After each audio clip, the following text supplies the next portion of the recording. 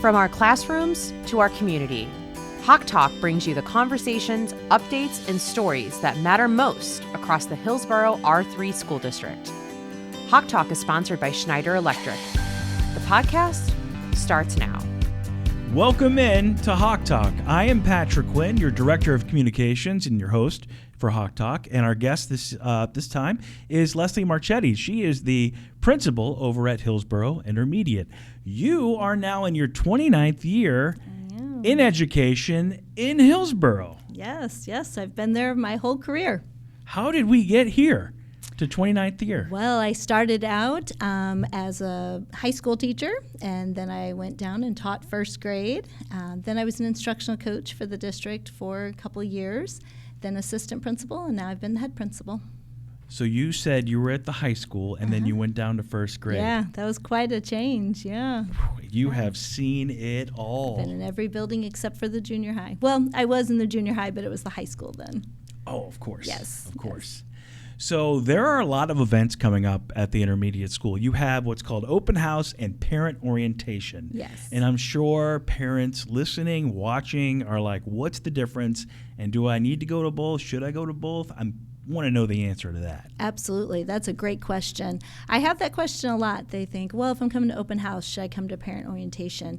Parent orientation is a great time for parents to get to talk with myself, the counselors, the new administration that's on my team, and kind of be able to put a name with a face. So that's always nice to come and kind of hear about the procedures, kind of know what to expect when their child's there. It is on Tuesday, Wednesday, and Thursday, one for each grade level. So Tuesday night, just fourth grade, and then Wednesday night, the 12th is just for fifth, and then the Thursday night, the 13th, is just for sixth. And so it's a great opportunity. I have teachers from just that grade level that attend and can talk to the parents about what to expect. And it's just, there's things that change each year.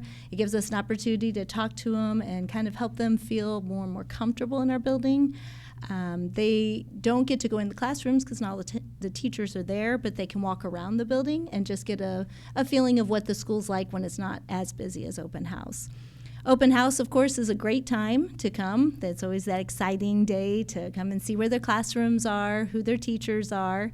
Our building is very unique, so depending on the grade level, they may have just a couple teachers. They may have different teachers every hour. So open house is a great time for them to do that. Plus, they don't want to lug all their supplies in on the bus on the first day of school. So open house is a great time to do that. Bring those supplies on open house night. Yes. Bring all those goodies in then and get themselves all settled in. It makes it a lot easier on all the students. So when I was on the tour with the incoming fourth graders, I found out that there is a big transition from elementary to intermediate. Can you explain about that? Yeah, there really is. I think we're blessed in the building we have. We really get to truly watch them grow from being an elementary student to a middle school student.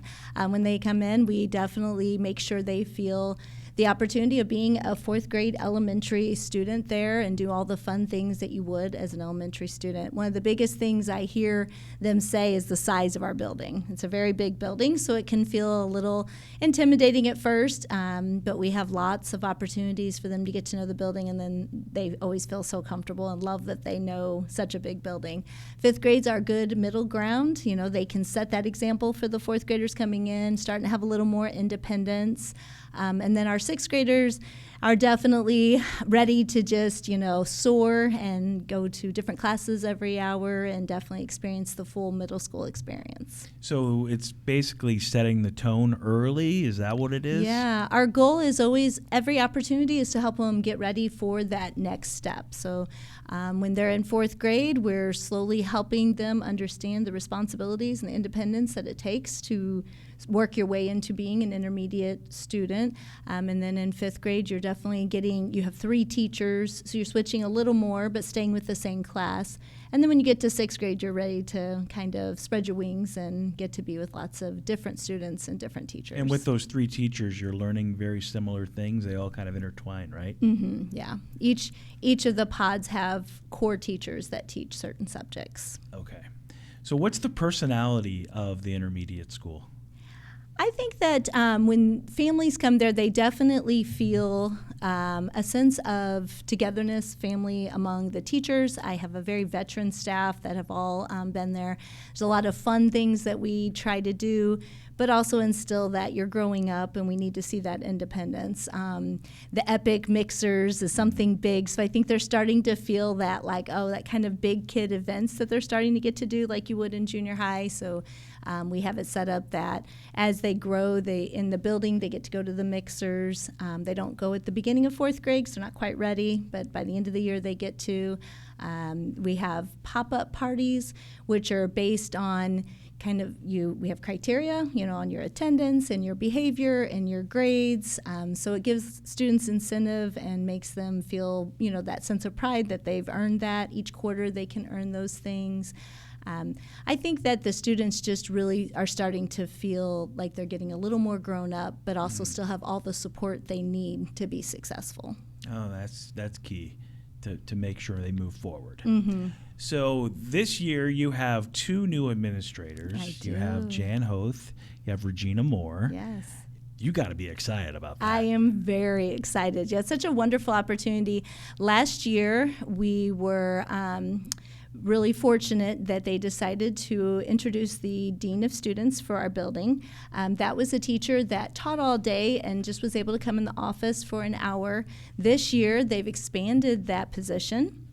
So now Miss Regina Moore will get to be with us for half of the day. So half of the day, she'll be teaching ELA with our 6th grade students, and then the other half of the day, she'll be able to be in the office to help support our students, whether that's through mentoring, working on discipline, working on goals, things that students need to do, helping and just watching the overall behavior of our students throughout the school.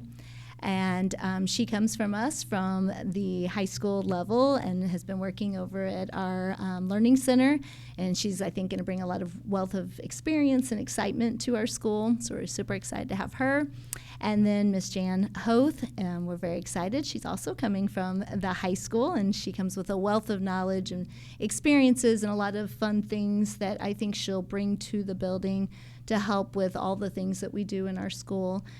She's very vested in our school. She has her own children that are attending. Her daughter just left our building, is going to junior high. Her son's at the elementary, and then she has a daughter at the high school. So very excited to have them join the team. I know the staff will be too. So she's connected. Oh, yes. And when I talk about the connecting part, you and I have talked numerous times about keeping connected with parents. But the building that you're in is in a unique spot. It's like at the center of the community. Mm-hmm. So what is that like for you?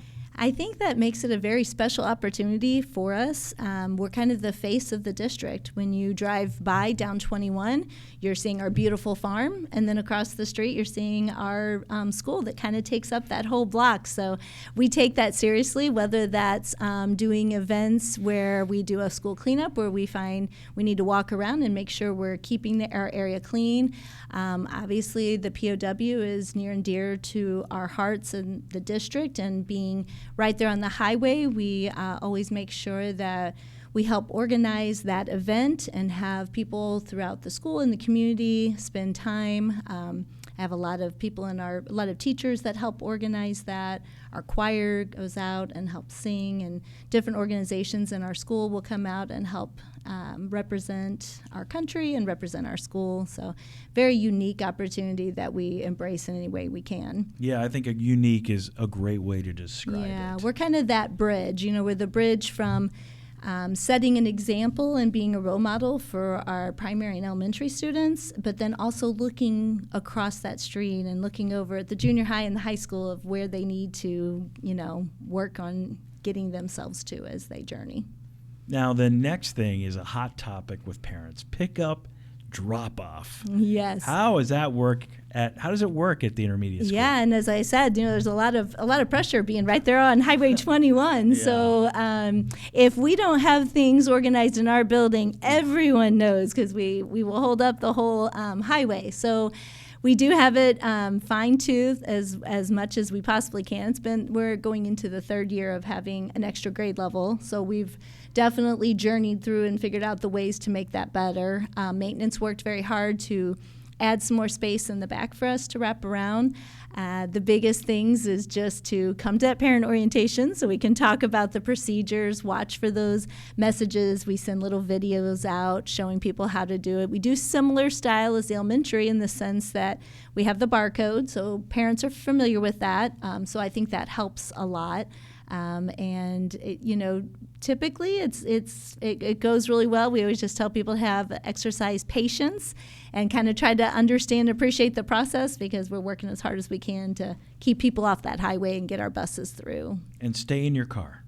Yeah, there's no need to get out of your car. No need to get out of your car. And to know that at 310, that whole front parking lot is blocked, so no one's getting anywhere. So, yeah. Yeah, that's key time, 310. Yes, 310. Yeah, you don't want to. There are so many opportunities for your students at the intermediate school.